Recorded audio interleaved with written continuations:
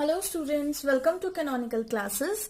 अभी तक हमने स्टाइक्योमेट्री के सभी पार्ट्स पढ़े, स्टाइक्योमेट्री के न्यूमेरिकल्स बहुत अच्छे से समझे। अब आज के वीडियो के अंदर हम स्टाइक्योमेट्री का ही पार्ट सेकंड स्टडी करने जा रहे हैं, जो कि एक अनदर बहुत इंपॉर्टेंट टॉपिक है आपके मोल कंसेप्ट पॉइंट ऑफ व्यू से। ठीक है, मोल कंसेप्ट चैप्टर का बहुत इंपॉर्टेंट टॉपिक है, लेकिन इस टॉपिक को समझने से पहले आपको स्टाइक्योमेट्री जो है या स्टाइक्योमेट्रिक जो रिलेशन है वो बहुत अच्छे से आने चाहिए, तभी आप इस टॉपिक को बहुत अच्छे से समझ पाओगे। ओके, तो मैं फिर भी इस वीडियो से पहले मैं आपको एक बार फिर बोलूंगी कि आप एक बार फिर से स्टाइक्योमेट्रिक के जो भी रूल्स हैं, जो भी प्रिंसिपल्स हैं, कैसे सॉल्व करते हैं, क्या करते हैं, क्या नहीं करते, वो सारा आप दोबारा से रिवाइज करें, उसके बाद आप आज का टॉपिक स्टडी करें। तो चलिए आज का टॉपिक हम लोग स्टार्ट करते हैं, that is limiting reagent. Very important topic क्या है? Limiting reagent. लिमिटिंग रिएजेंट क्या होता है? लिमिटिंग रिएजेंट भाई जो लिमिट में प्रेजेंट हो, है ना। ऐसा रिएजेंट जो लिमिट के अंदर प्रेजेंट हो, आप उसको क्या बोल देते हो? लिमिटिंग रिएजेंट बोल देते हो।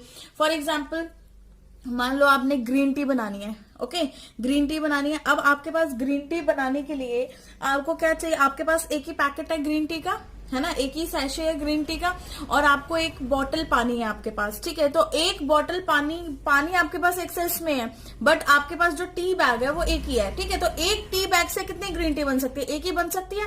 ठीक है, अगर बट पानी आपके पास एक्सेस है, पानी आपने यूज कर लिया उसको बनाने के लिए, फिर आपका जो वाटर है वो बच जाएगा। ठीक है, तो अब क्या आप सेकंड स्लॉट बना सकते हो टी का? नहीं बना सकते। तो इट मींस जो हमारा ग्रीन टी का जो बैग था, जो ग्रीन टी का सेशे था, वो लिमिटेड क्वांटिटी में था, इसीलिए मुझे सिर्फ एक ही उससे मुझे टी मिलेगी, एक ही मुझे उससे ग्रीन टी मिलेगी। समझ में आया? ठीक है, तो जो क्वांटिटी कम होती है, या हम बोले जो क्वांटिटी लिमिटेड होती है केमिकल रिएक्शन के अंदर, उसको आप बोलते हैं लिमिटिंग रिएजेंट। ठीक है, तो रिएजेंट का मतलब क्या होता है? रिएक्टेंट। सिंपल, रिएजेंट मतलब रिएक्टेंट, तो लिमिटिंग रिएक्टेंट, क्योंकि रिएक्टेंट से ही तो प्रोडक्ट बनता है, तो जो लिमिटिंग रिएक्टेंट है उसी को आप क्या बोल देते हैं? Limiting reagent. ठीक है, तो हम इसको डिफाइन करते हैं, the reagent which is consumed earlier, the reagent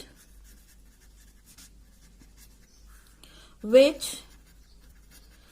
is consumed earlier in the chemical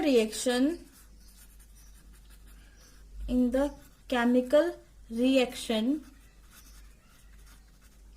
is called limiting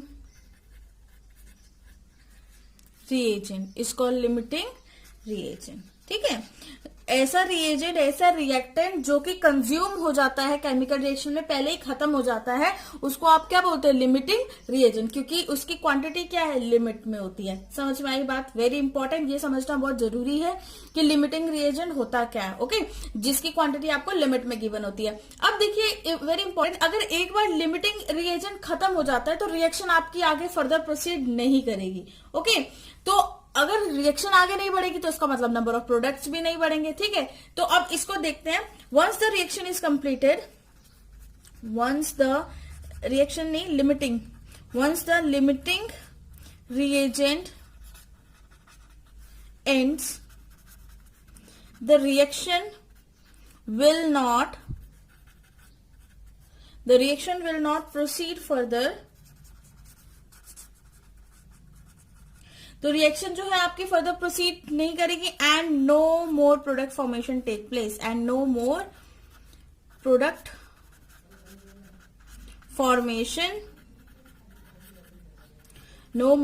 formation takes place. ठीक है, टेक्स प्लेस मतलब जैसे ही आपका लिमिटिंग रिएजेंट खत्म हो गया, उसके बाद आपके प्रोडक्ट बनने भी खत्म हो जाएंगे। क्लियर है? तो what ever is the product, जो भी आपका प्रोडक्ट बना होगा वो किसके बेसिस पे बना होगा? वो आपके लिमिटिंग रिएजेंट के बेसिस पे बना होगा। इसको भी लिख देते हैं, therefore whatever product is formed,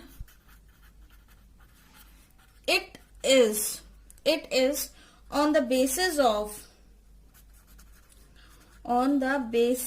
of limiting reagent।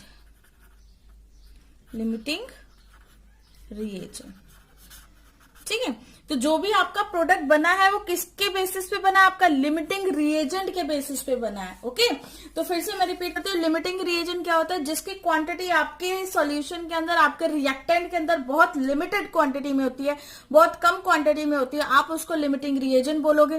ठीक है, फॉर एग्जाम्पल आपने कॉफी बनानी है, कॉफी बनाने के लिए आप पैकेट सेशे लेकर आए हो कॉफी के, ठीक है, 2 सेशे लेके आए हो और आपके पास 1 लीटर दूध है, समझ में आया। तो अब 2 सेशे से तो 2 ही कॉफी बन सकती है ना। कंडीशन अप्लाई कि आप मिल्क उसमें लिमिटेड ही डालो, ये नहीं कि आपने पूरा आपका वेसल भरा हुआ दूध उसमें डाल दिया, नहीं। 2 सेशे अगर कॉफी के हैं तो 2 ही कप आप कॉफी उससे बना सकते हो। ठीक है, जितनी क्वांटिटी आपकी कॉफी की है उतनी कॉफी बनेगी। क्लियर हुआ ये बात?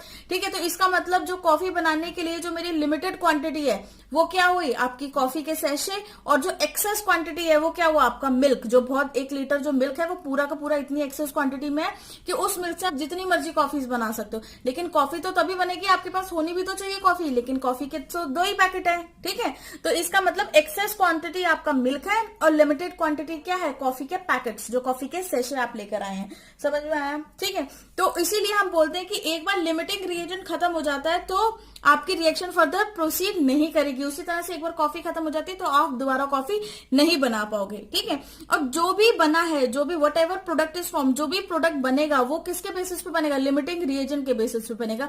जैसे जो भी आपने कॉफी बनाई वो किसके बेसिस पे बनेगी, आपके कॉफी के सेशे के बेसिस पे बनेगा ना। नहीं तो दूध में चीनी डाल के रख दो, क्या फायदा, वो तो मीठा दूध हो जाएगा। ठीक है, तो एक्चुअल में काम किसका था, लिमिटिंग रिएजेंट का काम था। समझ में आया? फॉर एग्जाम्पल एक एग्जाम्पल ले लेते हैं। फॉर एग्जाम्पल मान लीजिए आपके पास ए है, ए के अंदर आपने बी को ऐड किया, प्रोडक्ट बना आपका सी। ठीक है, ए का मेरे पास कितने मोल है, 1 मोल ए है। उसी तरह 1 मोल मैंने क्या ले लिया, बी ले, 1 मोल नहीं, इसको 2 मोल कर लेते हैं। 2 मोल आपने बी ले लिया, आपको बोला गया नंबर ऑफ मोल्स निकालिए सी के। ठीक है, तो अब आपने इसमें डिसाइड करना है सबसे पहले कि इसमें लिमिटिंग रिएजेंट है तो कौन सा है। Okay, clear? तो लिमिटिंग रिएजेंट जो है वो कौन सा लिमिटिंग रिएजेंट है, तो देखिए 1 मोल ए को 1 मोल बी चाहिए 1 मोल सी बनाने के लिए। समझ में आया? ठीक है, तो 1 मोल ए को कितना चाहिए, बी 1 मोल चाहिए 1 मोल सी बनाने के लिए। लेकिन बी तो हमें 2 मोल गिवन है, तो मतलब बी तो हमें एक्स्ट्रा गिवन है ना। तो अगर 1 मोल बी, 1 मोल ए 1 मोल बी के साथ रिएक्ट करते तो 1 मोल सी बनाता है, लेकिन बी तो फिर भी रह गया है ना, रेजिड्यू रह गया बी का, 1 मोल एक्स्ट्रा बच गया। लेकिन ए जो है आपका, ये कंप्लीटली क्या हो गया, आपका सॉल्यूशन आपके रिएक्टेंट में से खत्म हो गया। तो यहाँ पे आपका L R stand for limiting reagent. L R क्या है आपका, ए इज योर एल आर, क्योंकि एल आर क्या होता है, आपका लिमिटिंग रिएजेंट होता है। क्लियर है? तो सबसे पहले कभी भी कोई भी रिएक्शन में अगर आपने क्वेश्चन सॉल्व करना है तो सबसे पहले आप यही सॉल्व करेंगे उसमें कि आपका सबसे पहले यही सॉल्व करेंगे कि क्या वो रिएक्शन एलआर के लिए है, पॉसिबल है या नहीं है। ओके, और हमेशा याद रखना है कि लिमिटिंग रिएजेंट के लिए रिएक्शन में 1 से ज्यादा रिएक्टेंट होना चाहिए, तभी हम ये कंडीशन अप्लाई कर सकते हैं। एक रिएक्टेंट के लिए लिमिटिंग रिएजेंट कंडीशन अप्लाई नहीं कर सकते, क्योंकि अगर एक रिएक्टेंट होगा तो वही कंज्यूम भी हो जाएगा, वही लिमिटेड होगा, वही एक्सेस होगा, तो आपको नहीं पता कि क्या खत्म हुआ क्या बढ़ा। ठीक है, तो एक का तो कोई मतलब भी नहीं है उसमें प्रेजेंट। ओके, तो चलिए अब आगे बढ़ते हैं। अब हम देखते हैं कि ये तो हमने जनरली ऐसे जान लिया, बट हमारे पास केमिकल रिएक्शन के अंदर हम कैसे समझेंगे कि हमारे किस तरह से एलआर बना, कि कौन सा कम अमाउंट में प्रेजेंट है या कौन सा ज्यादा अमाउंट में प्रेजेंट है। तो उसके लिए काफी मेथड निकाले गए हैं, बहुत सारे मेथड हैं। तो फर्स्ट हम लिखते हैं मेथड ऑफ फाइंडिंग एलआर, है ना। पहले लिखते हैं methods of finding LR, important, ध्यान देना इस पे। मेथड ऑफ फाइंडिंग एलआर मतलब लिमिटिंग रिएजेंट को फाइंड करने का मेथड क्या है, वेरी इंपॉर्टेंट। ठीक है, सबसे फर्स्ट मेथड, सबसे पहले तो आपने यही चेक करना कि क्या आपकी केमिकल इक्वेशन बैलेंस्ड है। ठीक है, तो सबसे पहले आप क्या करेंगे, right a balanced chemical equation. आप एक बैलेंस्ड केमिकल इक्वेशन लिखेंगे। क्लियर है? अगर आपकी केमिकल इक्वेशन बैलेंस नहीं है तो स्टोइकियोमेट्री तो काम ही नहीं कर पाएगी। क्लियर है? तो आपने क्या करना है, एक बैलेंस्ड केमिकल इक्वेशन लिखनी है। ओके, पहला स्टेप ये है। सेकंड स्टेप जो आपका होना चाहिए, सेकंड स्टेप क्या होगा, फॉर अ रिएक्टेंट, एक रिएक्टेंट की जब हम बात करते हैं, फॉर अ रिएक्टेंट रिएक्टेंट की जब हम बात करें तो number of moles of reactant, number of moles of reactant divided by stoichiometric, S dot C क्या रिप्रेजेंट कर रहा है आपका, stoichiometric of same reactant, of same reactant, ठीक है, स्टाइक्योमेट्रिक ऑफ सेम रिएक्टेंट। पहला आपका मेथड क्या था, सबसे फर्स्ट आपने क्या करना है, केमिकल इक्वेशन को बैलेंस करना, उसके बाद आपने एक रिएक्टेंट जो है, जितने भी आपको रिएक्टेंट गिवन है उनकी क्या लिखनी है, नंबर ऑफ मोल्स, जो भी नंबर ऑफ मोल्स होंगे डिवाइडेड बाय स्टाइक्योमेट्रिक। स्टाइक्योमेट्रिक तो आपको पता ही है क्या होती है, जो भी नंबर जो इसको बैलेंस करने के लिए आगे हम लगा देते हैं ना, अपने रिएक्टेंट के आगे नंबर लगा देते हैं, जैसे ए के आगे 1 है, बी के आगे भी 1 है, यहाँ पर सी के आगे भी 1 है, ठीक है। तो यहाँ पे स्टाइक्योमेट्रिक क्या हुआ रिएक्शन में, ए का भी 1, बी का भी 1, सी का भी 1, ठीक है। तो वही नंबर ऑफ मोल्स को आपने किससे डिवाइड करना है, स्टाइक्योमेट्रिक से, मतलब नंबर ऑफ मोल्स की रेशियो निकालनी है, number of moles and stoichiometric की रेशियो आपने फाइंड आउट करनी है, ओके। अब आपने थर्ड पॉइंट क्या देखना है, ठीक है। फर्स्ट पॉइंट में आपने इक्वेशन को बैलेंस किया, केमिकल इक्वेशन बैलेंस हुई। सेकंड पॉइंट में आपने क्या किया, number of moles of reactant divided by stoichiometric of same reactant, ठीक है, number of moles of stoichiometric of same reactant के डिवाइड कर दिया। अब थर्ड में हमने क्या देखना है, the reactant with least value, ठीक है, इंपॉर्टेंट है, the reactant with least value, ऐसे रिएक्टेंट जिनकी वैल्यू बहुत कम होगी, ऐसे रिएक्टेंट जिनकी वैल्यू बहुत कम होगी, किसकी value, value of n upon number of moles upon stoichiometric coefficient की जो वैल्यू है, या ठीक है, इनकी जो क्या है रेशो है, इनकी जो रेशो है विल बी एलआर, समझ में आए, विल बी एलआर, मतलब जिसकी कम रेशो आएगी, ठीक है। आपने दो या तीन जितने भी आपके पास रिएक्टेंट है उनकी रेशियो निकालनी है, एन बाय स्टाइक्योमेट्रिक, मतलब number of moles of stoichiometric की रेशियो आप फाइंड आउट करेंगे। जब आप ये रेशियो फाइंड आउट कर लेंगे उसके बाद आपने दोनों की रेशियोज को कंपेयर करना है, या जितने भी रिएक्टेंट है उनकी रेशियोज को कंपेयर करना है, जिसकी एन अपॉन एच की वैल्यू लेस आएगी वही आपका एलआर होगा, वेरी वेरी इंपॉर्टेंट, ठीक है। और थर्ड हो गया आपका। फोर्थ पॉइंट अगर हम यहीं से देखें, एक बार जब हमने एलआर निकाल लिया, हमारे पास एक बार एलआर हमने फाइंड आउट कर लिया, तो जितनी भी कैलकुलेशन होगी वो किसके बेसिस पे होंगी, एलआर के बेसिस पे होंगी, ठीक है। Once we find the LR, all the calculation will be done on the basis of LR, very important, लिख लेते हैं इस पॉइंट को भी। वंस वी फाइंड एलआर, मतलब एलआर इतना इंपॉर्टेंट है फाइंड करना, देखिए, once we find LR, all the calculations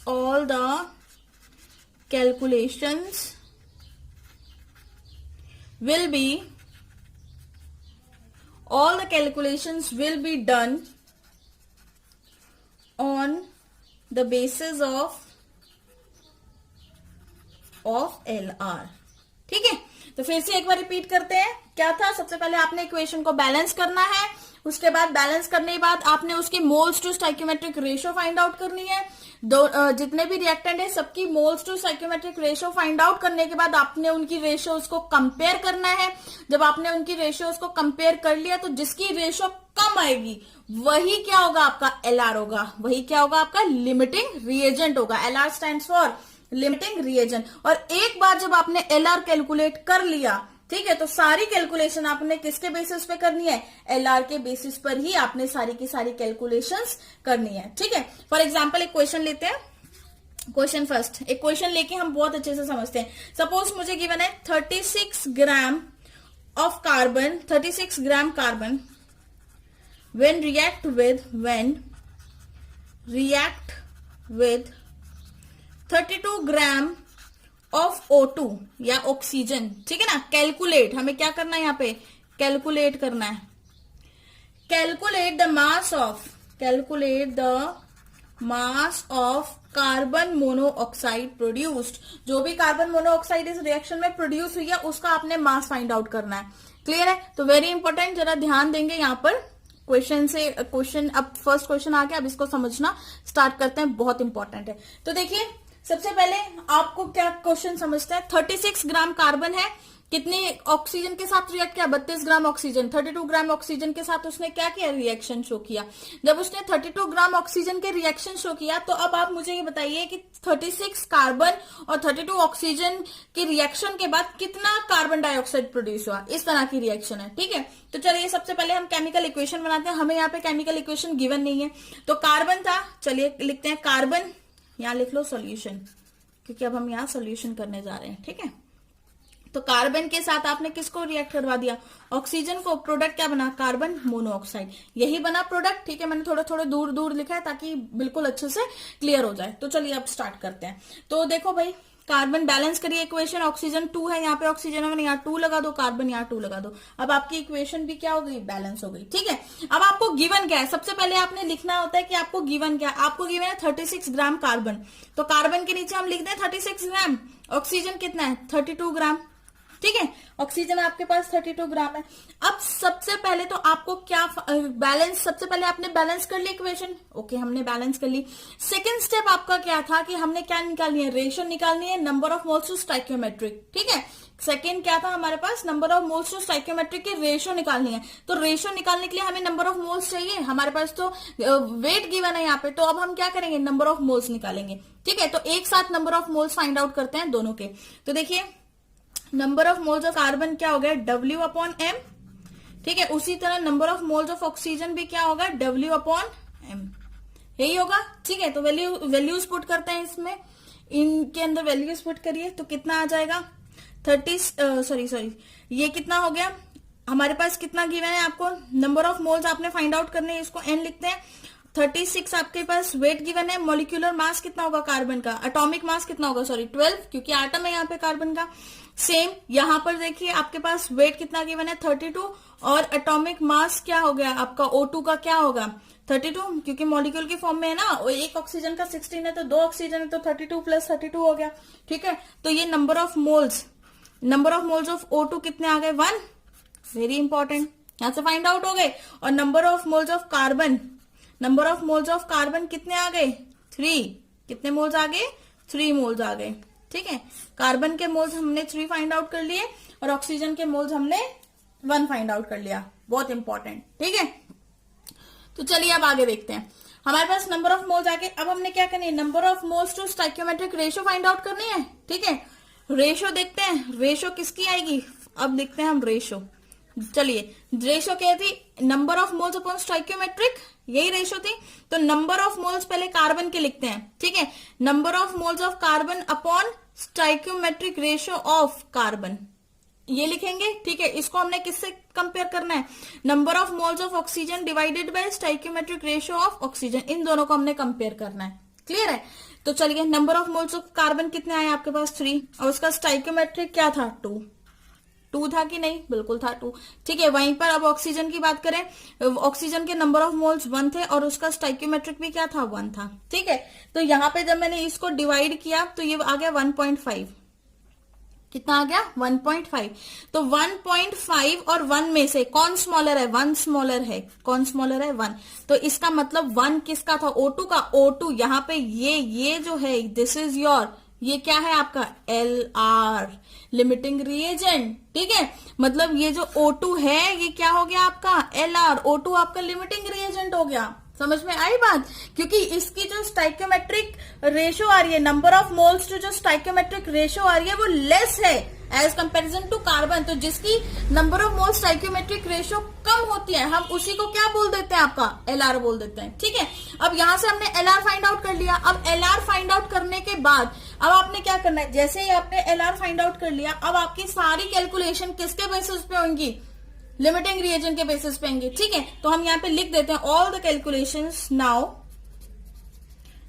all the calculation will be done on the basis of किसके बेसिस पे होंगी, ऑक्सीजन, किसके बेसिस पे होंगी, ऑक्सीजन।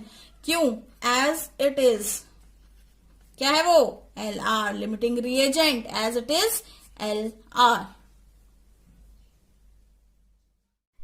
चलिए, आपको एलआर तो पता लग गया, ऑक्सीजन आपका एलआर है, ठीक है। तो सारी कैलकुलेशन एलआर के बेसिस पे करते हैं। तो फिर से एक बार रिएक्शन लिख लेती हूँ मैं यहाँ पे। 2 कार्बन में आपने क्या ऐड करना है, ऑक्सीजन ऐड करना है, ठीक है। 2 carbon plus oxygen gives you 2CO। ये बैलेंस्ड केमिकल इक्वेशन थी आपकी, ठीक है। अब आपने क्या लगाना है यहाँ पे, अब आप लगाएंगे स्टाइक्योमेट्री।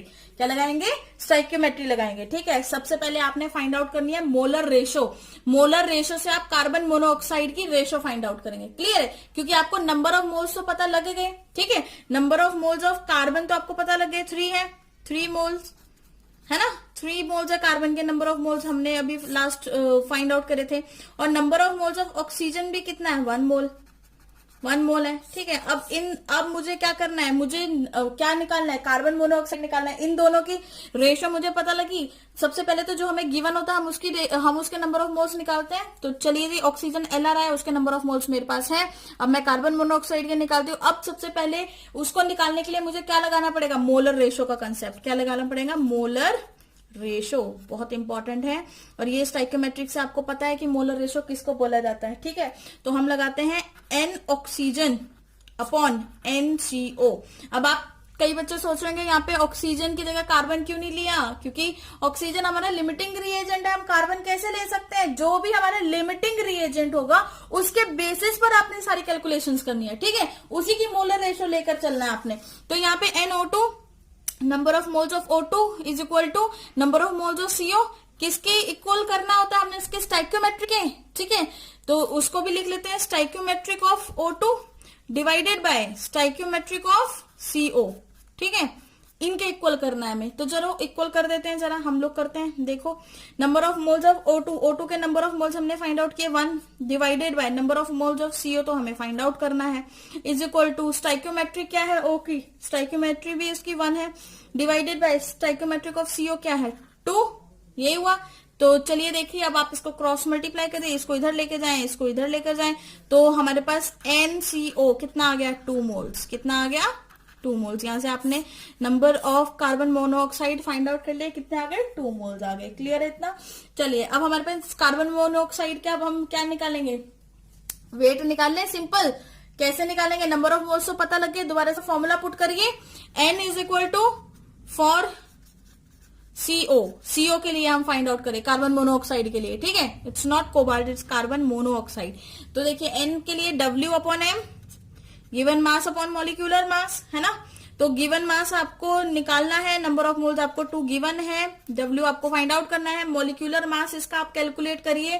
तो टोटल इसका जो मॉलिक्यूलर मास आएगा वो कितना आएगा, 12 प्लस 16 कितना होगा, 28, है ना। कितना आ जाएगा, 28 आ जाएगा। तो फिर से आप इसको क्रॉस मल्टीप्लाई करेंगे, तो यहाँ पे W की वैल्यू 28 2 जा कितना होगा, 56 ग्राम। तो यहाँ पे जो वेट आया है कार्बन मोनोऑक्साइड का वो कितना आया, 56 ग्राम, ठीक है। तो मतलब 56 ग्राम कार्बन मोनोऑक्साइड प्रोड्यूस हुआ है जब आपने रिएक्शन करवाई है, किसकी, कार्बन की और ऑक्सीजन की। मतलब जब आपने रिएक्शन करवाई है 36 ग्राम कार्बन की और 36 ग्राम ऑक्सीजन के, वो रिएक्शन करवाने के बाद आपके पास 56 ग्राम कार्बन मोनोऑक्साइड की प्रोडक्शन हुई है। क्लियर है। तो weight of carbon monoxide produce, यहां पे लिख लेते हैं, weight of carbon monoxide produced is equal to 56 gram. Very very important, ठीक है। तो देखिए कितना आसान क्वेश्चन था, कुछ भी नहीं था इसमें। सबसे पहला काम क्या था, बैलेंस्ड केमिकल इक्वेशन लिखिए, ओके। तो चलिए, आपने बैलेंस्ड केमिकल इक्वेशन लिख दी। उसके बाद नंबर मोल्स और स्टाइक्योमेट्रिक रेशियो निकाल दो, जिसकी सभी रिएक्टेंट की फाइंड आउट करनी है। सभी रिएक्टेंट में से जिसकी moles to stoichiometric ratio least आएगी वही आपका LR होगा। आपको एक बार LR पता लग गया तो उसके बाद आपने कुछ नहीं करना है, उसके बेसिस पे आपने सारी की सारी कैलकुलेशन कर देनी है, ठीक है। मोलर रेशियो भी LR को लेके करनी है। जब एक बार LR फाइंड आउट कर लिया, मोलर रेशियो निकाल दी, तो आपके पास बाकी तो बस सिंपल मोल कंसेप्ट लगाना है एंड वही एक फॉर्मूला लगाना है, N is equal to given mass upon molecular mass. Carbon monoxide का गिवन मास आपको फाइंड आउट करना था, मॉलिक्यूलर मास आपको पता था, नंबर ऑफ मोल्स आपने मोलर रेशियो से फाइंड आउट कर लेते, तो वेट कितना आ गया, 56 ग्राम। वेरी इंपॉर्टेंट और बहुत इजी। अगर आपको एक बार कंसेप्ट समझ में आ गया कि लिमिटिंग रिएजेंट का कंसेप्ट क्या है, तो कुछ भी नहीं है इसमें, सिंपल स्टाइक्योमेट्री लगानी है, सिंपल स्टाइक्योमेट्री। लेकिन उस स्टाइक्योमेट्री किसको लेकर लगानी है वो आपको पता लगेगा एलआर से। सॉरी, ठीक है। तो चलिए जी, नोट डाउन करिए अपनी नोटबुक्स में। अब हम करते हैं नेक्स्ट, सेकेंड एग्जाम्पल करते हैं। अब second example is calculate the mass of H2O produced by 16 gram each of H2 and O2। Okay, आपका नेक्स्ट क्वेश्चन ये है कि अब आपको क्या कैलकुलेट करना है, मास कैलकुलेट करना है वाटर का, जो कि प्रोड्यूस किया गया है किससे, 16 gram of each H2NO2। 16 gram H2NO2 से जो आपने प्रोड्यूस किया है वाटर, उसका आपने मास निकालना है। ठीक है, तो यहाँ पे क्वेश्चन में आपको एक और चीज गिवन है, 16 ग्राम ईच, मतलब आपका H2 भी 16 है और O2 भी 16 ग्राम है। क्लियर है? तो वेरी इंपॉर्टेंट। चलिए अब स्टार्ट करते हैं। तो सबसे पहला काम क्या था हमारा, सॉल्यूशन लिखते हैं यहाँ पे। सबसे फर्स्ट काम हमारा यही है एक बैलेंस्ड केमिकल इक्वेशन लिखनी है। तो H2 में हमने क्या ऐड कर दिया, O2, तो आपके पास जो प्रोडक्ट बना वो बन गया, लीजिए आपका वाटर प्रोड्यूस हो गया। ठीक है, तो चलो अब बैलेंस करो, 2 हाइड्रोजन 2 ऑक्सीजन 1 ऑक्सीजन। तो इसको बैलेंस करने के लिए हम क्या करें, यहाँ पे 2 लगा दें। जब मैंने यहाँ पर 2 लगा दिया तो ये कितना हो गया, 4 हो गया। तो मुझे यहाँ पर भी 2 लगाना पड़ा कि नहीं लगाना पड़ा, बिल्कुल लगाना पड़ा। ठीक है, तो यहाँ पे हाइड्रोजन बैलेंस हो गया, ऑक्सीजन भी बैलेंस हो गया। अब चलिए स्टार्ट करते हैं। तो देखिए, सबसे पहले तो हमें गिवन क्या है, 16 ग्राम। तो लिखो 16 ग्राम हमारे पास H2 गिवन है और 16 ग्राम मेरे पास O2 भी गिवन है। ठीक है, 16 ग्राम गिवन है। जब ग्राम गिवन है तो अब हम नंबर ऑफ मोल्स इजीली निकाल सकते हैं। सबसे पहले मेरा काम क्या था, इक्वेशन को बैलेंस करना। मैंने इक्वेशन बैलेंस कर दी। सेकंड क्या था, मुझे moles to stoichiometric ratio find out करनी है। तो मोल्स टू स्टोइकियोमेट्रिक रेशियो के लिए मुझे सबसे पहले मोल्स पता होने चाहिए। ठीक है, तो चलिए जी, गिवन मास कितना है, 16। मैं डायरेक्ट पुट कर रही हूँ, फॉर्मूला आपको पता ही है ना। गिवन मास 16 है, ठीक है, डिवाइडेड बाय मॉलिक्यूलर मास, कितने हाइड्रोजन है, 2, तो 2 आ गया, मतलब एटॉमिक मास जो आ गया उसका। ठीक है, यहाँ पर देखिए O2 का नंबर ऑफ मोल्स अगर मुझे फाइंड आउट करना है तो 16 डिवाइडेड बाय 1 ऑक्सीजन का 16 होता है, तो 2 का क्या होगा, 32। ये आएगा कि नहीं, बिल्कुल आपका ये आ गया। ठीक है, तो ये कट करके आपके पास कितना आ गया, 8। तो number of moles of H2 कितना आ गया, 8 मोल्स। कितने आ गए, 8 मोल्स। हाइड्रोजन के मोल्स आपने यहां से फाइंड आउट कर लिए हैं। इसको आपने कैंसिल किया तो ये केस पे गया 1 पे, ये 2 पे। तो number of moles of oxygen is equal to 0.5 moles. ठीक है, एक दूसरे वाले के मोल्स कितने आ गए, 0.5 मोल्स आ गए। क्लियर है? चलिए, तो एन स्टोइकियोमेट्रिक रेशियो निकालते हैं। तो यहीं पे साइड में ही निकाल लेती हूं मैं, N of H2 upon stoichiometric of H2। ठीक है, उसको किससे कंपेयर करना है, एन ऑफ O2, क्योंकि 2 ही रिएक्टेंट है ना हमारे पास, रिएक्टेंट्स को ही कंपेयर करते हैं हम हमेशा। ठीक है, तो स्टोइकियोमेट्रिक ऑफ O2 इसको कंपेयर करना है। तो number of moles of hydrogen is 8 divided by stoichiometric क्या है उसकी 2। Number of moles of oxygen is 0.5, number of moles 0.5 है और ये क्या है 1, यही हुआ। ठीक है, तो अब आप इसको क्या करेंगे, क्रॉस मल्टीप्लाई करिए, इसको कंपेयर करना था हमें। तो ये कितना आ गया, 4। तो 4 और 0.5 कौन है कम, 0.5 की वैल्यू तो कम है। इसका मतलब ये जो है, दिस इज योर LR, आ गया आपका LR। ठीक है, तो इसका मतलब ये क्या है आपका LR, जिसकी रेशो कम आती है वो क्या हो जाता है, LR बन जाता है। तो इसका मतलब O2 इज LR। ठीक है, LR क्या आपने फाइंड आउट कर लिया, LR क्या है, O2 आ गया। चलिए, अब आपको LR पता लग गया तो LR के बेसिस पे सारी कैलकुलेशन करनी है। ठीक है, तो मोलर रेशो निकालते हैं, प्रोडक्ट रिएक्टेंट टू प्रोडक्ट की मोलर रेशो निकालते हैं with the help of LR। ठीक है, तो चलिए लिखेंगे NO2। अब मैं निकालने जा रही हूँ मोलर रेशो। ठीक है, मोलर रेशो, चलिए molar ratio NO2 upon NH2O, जो कि किसके इक्वल होनी चाहिए, उनके स्टोइकियोमेट्रिक के इक्वल होनी चाहिए। ठीक है, तो वाटर, तो आपका ऑक्सीजन का स्टोइकियोमेट्रिक 1 है, रिएक्शन में देखना। ठीक है, और वाटर का स्टोइकियोमेट्रिक क्या आ गया आपका, 2 आ गया। क्लियर है इतना? ठीक है, तो नंबर ऑफ मोल्स, मुझे O2 के नंबर ऑफ मोल्स पता है, मैं यहाँ पे वैल्यू पुट कर सकती हूँ, तो मैं यहाँ पे लिख देती हूँ 0.5 divided by NH2O is equal to 1/2। Cross multiply करो इसको यहाँ पे ले जाओ। ठीक है, तो आपके पास जो वाटर के नंबर ऑफ मोल्स आ जाएंगे, NH2O कितना आएगा, 2 इंटू 0.5 कितना हो गया, NH2O क्या हो गया, 1 मोल। कितना हो गया, 1 मोल। मतलब नंबर ऑफ मोल्स ऑफ आपने यहाँ पे H2 फाइंड आउट कर लिए, तो वो आपके कितने आ गए, 1 मोल आ गए। क्लियर है? तो बस फिर number of moles of H2O 1 आ गए, तो इसकी प्रोडक्शन भी अब आप फाइंड आउट कर सकते हैं। Simple, weight of H2O find out करते हैं, वेट ऑफ H2O। ठीक है, तो N is equal to W upon M। W कितना, W तो आपको फाइंड आउट करना है, नंबर ऑफ मोल्स आपके पास 1 है, W अपॉन 18। ठीक है, तो यहां से क्रॉस मल्टीप्लाई करें इसको, तो W कितना हो गया, W is equal to 18 gram, 1 into 18 is equal to 18 ना, 18 ग्राम H2O produced,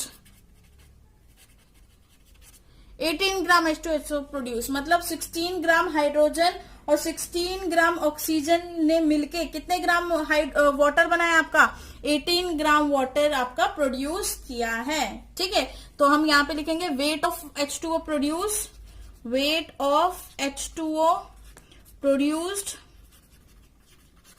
is equal to कितना, 18 ग्राम्स। ठीक है, वेरी इंपॉर्टेंट, तो आप इसको नोट डाउन कर लीजिए। नाउ नेक्स्ट थर्ड क्वेश्चन लिखते हैं। क्वेश्चन नंबर 3 लिखिए, कैलकुलेट द मास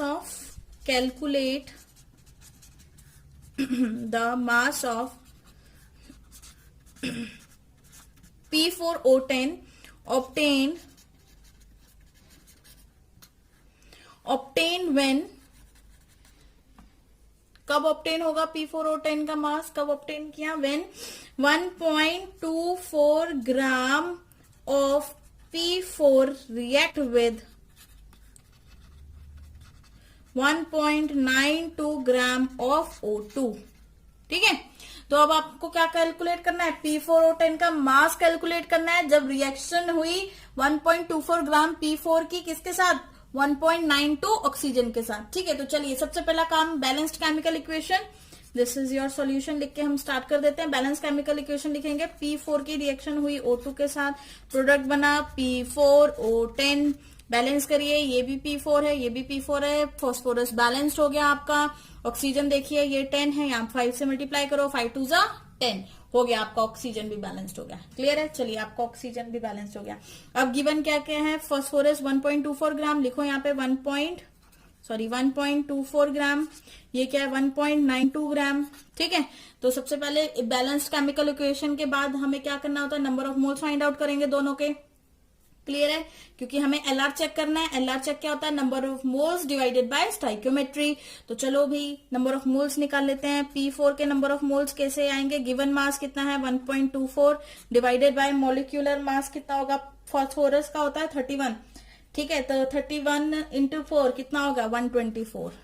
ओके, आप कैलकुलेट करके देख लेना, 124 आ जाएगा आपका।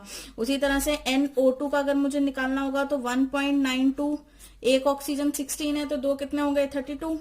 ठीक है, तो ये कैलकुलेट करके आ गया आपका 0.01, तो NP4 कितना आ गया 0.01, ये नंबर ऑफ मोल्स हो गए फॉस्फोरस के। ओके, और ये कैलकुलेट करके 0.06। ठीक है, तो ये नंबर ऑफ मोल्स O2 किसके हो गए, ये किसके 0.06 किसके हो गए, ऑक्सीजन के। चलिए, आपके पास नंबर ऑफ मोल्स आ गए। अब लगाते हैं LR check. What is LR check, क्या होता है भाई LR चेक? LR चेक मतलब हम डिटरमाइन करते हैं कि वेदर द सब्सटेंस, मतलब कौन सा सब्सटेंस आपका LR है। ठीक है, जिसके भी आपकी रेशो कम आएगी, किसकी, मोल्स टू स्टोइकियोमेट्री, वही आपका LR होगा। तो चलो स्टार्ट करते हैं। तो number of moles of phosphorus divided by stoichiometric ratio of phosphorus. ठीक है, number of moles of O2 divided by stoichiometric ratio of O2 लगा दो। अब यहाँ पे नंबर ऑफ मोल्स कितने आए थे 0.01 डिवाइडेड बाय स्टोइकियोमेट्री कितनी आई है आपकी, स्टोइकियोमेट्री फॉस्फोरस की क्या है भाई, पहला फॉस्फोरस है, देखो यहाँ स्टोइकियोमेट्री क्या है 1, तो लगाओ 1 लगाओ यहाँ पे। ऑक्सीजन नंबर ऑफ मोल्स कितने हैं 0.06, स्टोइकियोमेट्री क्या है 5 है। अब बताओ भाई, दोनों को कंपेयर करो तो आपका सबसे ज्यादा स्मॉलर क्या आएगा फास्फोरस आपका कम है, तो इसका मतलब यहां पर जो ये फास्फोरस है ये क्या आ गया आपका Lr। फास्फोरस आपका क्या आ गया Lr आ गया। ठीक है, तो अब देखिए इसको डिवाइड करके जो वैल्यू आएगी वो अप्रोक्सीमेटली आई थिंक 0.012 आनी चाहिए। ठीक है, तो उन दोनों को कंपेयर करोगे तो ये आपका छोटा आ जाएगा। ठीक है, तो Lr यहां पर जो इस इक्वेशन के अंदर जो आपका Lr है, Lr क्या है, P4 is your Lr। Important, बस Lr निकलते ही आपको करना क्या होता है, Lr की बेसिस पे सारी कैलकुलेशन कर देनी होती है। तो चलो भाई Lr के बेसिस पे सारी कैलकुलेशन कर देते हैं। फर्स्ट स्टेप क्या होता है, मोलर रेशो फाइंड आउट करनी है। तो मोलर रेशो आप कैसे निकालेंगे, NP4 अपॉन NP4O10। ठीक है ना, प्रोडक्ट की मतलब जो भी reactant upon product is equal to, तो क्या गिवन क्या है इसका, स्टाइक्योमेट्री क्या है P4 की 1 और उसकी भी क्या है 1। क्लियर है इतना। ठीक है, तो अब यहाँ पे N की वैल्यूज पुट करिए। NP4 आपने फाइंड आउट कर लिया, कितना आया था आपके पास, P4 की वैल्यू कितनी है 0.01, तो लगाइए 0.01 divided by NP4O10 is equal to 1/1। इसको इधर लेकर जाओ, इसको इधर लेकर जाओ, मल्टीप्लाई करो, तो आपके पास जो वैल्यू आ गई है वो कितनी आ गई है, NP4O10 number of moles of NP4O10 कितने आ गए आपके पास, 0.01। ये आपने number of moles find out कर लिए यहां से। क्लियर है, ओके यहां से आपने number of moles find out कर लिया। अब नंबर ऑफ मोल्स आपको पता लग गए तो वेट तो अब आप फाइंड आउट कर ही सकते हो। ठीक है, तो NP4O10 का वेट हमारे पास फाइंड आउट करना है, तो हम वैल्यूज पुट करते हैं W/M। मॉलिक्यूलर मास क्या होगा इसका, मॉलिक्यूलर मास कैसे निकालेंगे हम, P4 का कितना होता है 124 प्लस आपका ऑक्सीजन इंटू 10 कितना हो गया 16 इंटू 10 160, तो टोटल करके जो आपके पास आएगा वो कितना आया 284 है ना। मॉलिक्यूलर मास कितना आ गया 284। तो बस यहाँ पे वैल्यूज पुट करिए। अब देखिए ये हम यहाँ पे ये 0.01 है इज इक्वल टू W/284 यही आ गया। ठीक है, तो चलिए जी क्रॉस मल्टीप्लाई करो इसको, तो W किसके इक्वल आ गया आपका 2.84 ग्राम 2.84 ग्राम। तो इसका मतलब कितना P2O4 प्रोड्यूस हुआ आपका 2.84 ग्राम। ठीक है, तो हम यहाँ पे लिख सकते हैं वेट ऑफ P2O4 है ना, weight of P4O10 produced is equal to 2.84 gram. इतना वेट आपका P2O4 का प्रोड्यूस हुआ है। ठीक है, very very important, very very important. चलिए next question is question number 4। Carbon reacts with chlorine to form CCl4। ठीक है, कार्बन क्लोरीन के साथ रिएक्ट कर रहा है क्या प्रोड्यूस करने के लिए, carbon tetra chloride CCl4 produce करने के लिए। ठीक है, आगे लिखेंगे 36 gram of carbon was mixed with 142 gram of Cl2। Okay, मतलब 36 ग्राम कार्बन को किसके साथ मिक्स कर दिया, 142 ग्राम ऑफ Cl2 के साथ मिक्स कर दिया। अब हमें क्या कैलकुलेट करना है यहाँ पे, कैलकुलेट रिमेनिंग मास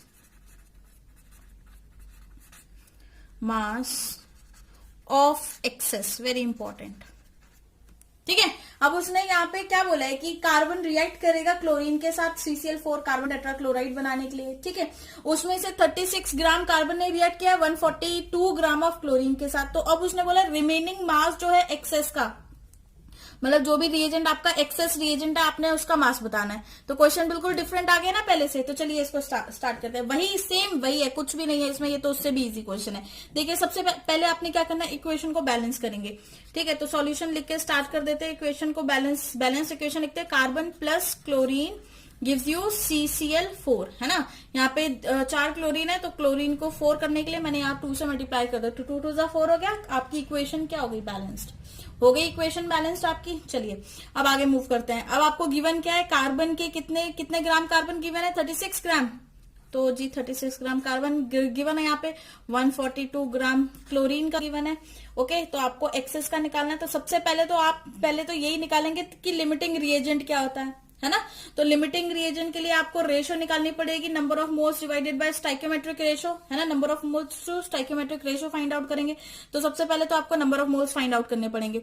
तो चलिए number of moles find out करते हैं। तो देखिए डायरेक्ट फाइंड आउट कर रही हूँ मैं, फॉर्मुला नहीं निकली हूँ, ठीक है। गिवन मास कितना है 36, मॉलिक्यूलर एटॉमिक मास कितना होता है 12, है ना। तो ये कितने पे गया 3 पे, तो number of moles of carbon is equal to 3 moles. समझ में आया, very important. Number of moles of carbon कितने हो गए 3 मोल्स हो गए। अब उसी तरह से number of moles of Cl chlorine के अगर मैं निकालूंगी, Cl2 के निकालूंगी तो क्या करेंगे हम, 142 डिवाइडेड बाय क्लोरीन का कितना होता है, एक क्लोरीन का होता है 35.5, तो 2 का कितना हो गया 35.5 इंटू 2 इज इक्वल टू 71, है ना। 71 हुआ तो 71 2 जा 142, क्लियर है। तो number of moles of Cl2 कितने निकाल लिया आपने 2, नंबर ऑफ मोल्स कितने निकालिए इसके भी 2 मोल्स निकालिए, ठीक है। आपके पास 2 मोल्स फाइंड आउट हो गए यहां से। चलिए अब आपने क्या करना है, एलआर चेक लगाना है, लगाएं एलआर चेक। एलआर चेक तो आपको पता है, अब तो पता लग ही गया होगा कैसे करते हैं एलआर चेक, बहुत इजी होता है। तो number of moles divided by stoichiometric, किसके, कार्बन के, यहां पर भी कार्बन ले लो, फिर उसको किससे कंपेयर करना है, number of moles of chlorine divided by stoichiometric of chlorine. वैसे मैं आपको ये बार बार इसलिए लिखती हूँ ताकि आप कंफ्यूज ना हो जाए, ठीक है। तो यहाँ पे कंफ्यूज होने वाली कोई भी बात नहीं है। नंबर ऑफ मोल्स कितने आए हैं कार्बन के 3 आए हैं, स्टाइकियोमेट्रिक कार्बन का क्या है 1, तो चलिए जी 1। उसके बाद नंबर ऑफ मोल्स क्लोरीन के कितने आए 2, और स्टाइकियोमेट्रिक क्या है 2, चलिए जी ये करके 1 हो गया। तो यहाँ पे आएगा 3 और 1, तो स्मॉलर कौन है 1, तो इसका मतलब ये क्या हो गया, ये क्या आ गया आपका LR, क्या आ गया ये आपका LR यहां से फाइंड आउट हो गया, ठीक है। तो हम यहाँ पे लिख सकते हैं Cl2 is LR, Cl2 LR है, ठीक है। अब दोबारा से क्वेश्चन पे चलते हैं। उसने क्या बोला था, calculate remaining mass of excess. अगर Cl2 LR है तो एक्सेस में क्या होगा आपके पास कार्बन, है ना। तो इसका मतलब carbon is equal to excess reagent. Carbon क्या है आपका एक्सेस रिएजेंट है ना। ये लिमिटिंग रिएजेंट है तो एक्सेस रिएजेंट तो कार्बन ही होगा, क्लियर है। तो इनिशियली तो अब इसका हमें कार्बन का मास निकालना है, तो इसको कैसे निकालेंगे देखना, वेरी इंपॉर्टेंट है, समझना जरा। तो देखिए वेरी इंपॉर्टेंट कि इनिशियली कार्बन के कितने मोल्स थे 3 मोल्स, ठीक है। 3 मोल कार्बन ने 2 मोल के साथ रिएक्ट करके आपका CCl4 बना लिया, आया समझ इतना।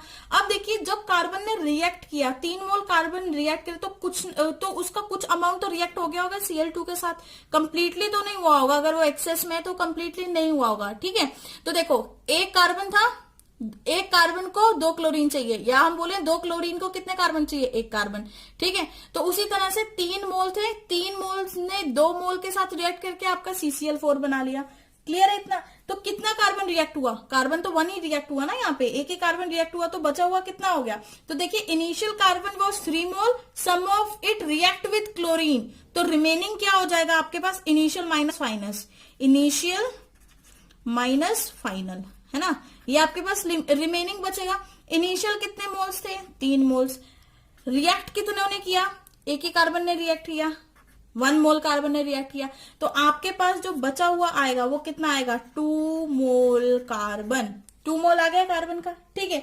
तो 2 मोल कार्बन आ गया, it means N is equal to W/M, ये पुट करिए, 2 इज इक्वल टू W आप फाइंड आउट करेंगे, M आपको पता ही है 12 होता है, तो W कितना हो गया 24, है ना। 12 2 कितना हो गया 24 ग्राम। इसका मतलब आपके पास जो एक्सेस रिएजेंट है, ठीक है, excess reagent is equal to 24 gram. आपके पास जो एक्सेस रिएजेंट है कार्बन वो कितना है आपके पास 24 ग्राम। वेरी इंपॉर्टेंट, ये स्टेप बहुत इंपॉर्टेंट है जो एक्सेस रिएजेंट वाला है। फिर से समझना है इसको कि मुझे पता लगा कि क्लोरीन मेरा लिमिटिंग रिएजेंट है, तो वहां से मैंने एक्सेस रिएजेंट फाइंड आउट कर लिया। जैसे ही मैंने एक्सेस रिएजेंट फाइंड आउट कर लिया तो उसके बाद उसने बोला कि एक्सेस रिएजेंट को कैलकुलेट करो कितना मास एक्सेस का यूज हो रहा है यहाँ पर, ठीक है, मतलब बच रहा है, कितना बच गया। तो देखिए calculate remaining mass of excess. अब देखो आपने क्या किया कि आपके पास कार्बन के मोल्स तो आपने 3 फाइंड आउट कर लिए थे, ओके। तो 3 मोल्स आपके कार्बन के थे, तो इनिशियल मोल कितने थे 3। अब जब मतलब रिएक्शन स्टार्ट नहीं हुई थी तो कार्बन के 3 मोल लिए, उसके साथ आपने क्लोरीन के कितने मोल ले लिए, 2 मोल ले लिए, ठीक है। तो अब जब रिएक्शन हुई तो कार्बन ने तो एक ही ने पार्टिसिपेट किया, 2 क्लोरीन को 1 कार्बन चाहिए, है ना। तो वही तो मैंने किया, 3 मोल में से मैंने 1 को माइनस कर दिया जो रिएक्ट कर गया, तो बचा कितना, 2 कार्बन, 2 मोल कार्बन बचा कि नहीं बचा। देखो ना यहाँ पर खुद ही क्वेश्चन बोल रहा है कि 2 मोल क्लोरीन 1 कार्बन, 2 मोल क्लोरीन को CCl4 बनाने के लिए कितने कार्बन की जरूरत है, 1 मोल कार्बन की जरूरत है। तो अगर मेरे पास 3 मोल कार्बन है तो उसमें से कितने पार्टिसिपेट करेंगे, 1 पार्टिसिपेट करेगा। तो कार्बन 3 में से 1 पार्टिसिपेट कर गया तो बचा हुआ 2 मोल कार्बन। बस 2 मोल में आपने वैल्यूज पुट करी, number of moles mole concept लगा के वहां से आपने वेट निकाल लिया, और वेट कितना आ गया आपके एक्सेस रिएजेंट कार्बन का, 24 ग्राम्स। वेरी इंपॉर्टेंट क्वेश्चन, ठीक है। तो इस तरह का क्वेश्चन भी आपसे पूछा जा सकता है एग्जाम में। Okay, got it. तो चलिए जी जल्दी से नोट डाउन करिए, बहुत इंपॉर्टेंट कंसेप्ट है। फिर से बोल रही हूँ, इस पूरे टॉपिक को स्टडी करने से पहले एक बार अपना स्टाइक्योमेट्रिक और स्टाइक्योमेट्रिक के जो न्यूमेरिकल्स हैं उनको अच्छे से पढ़ लो, अच्छे से रिवाइज कर लो, उसके बाद ही आपको लिमिटिंग रिएजेंट का कंसेप्ट समझ में आएगा। ठीक है जी, चलिए फिर, थैंक यू फॉर लिसनिंग।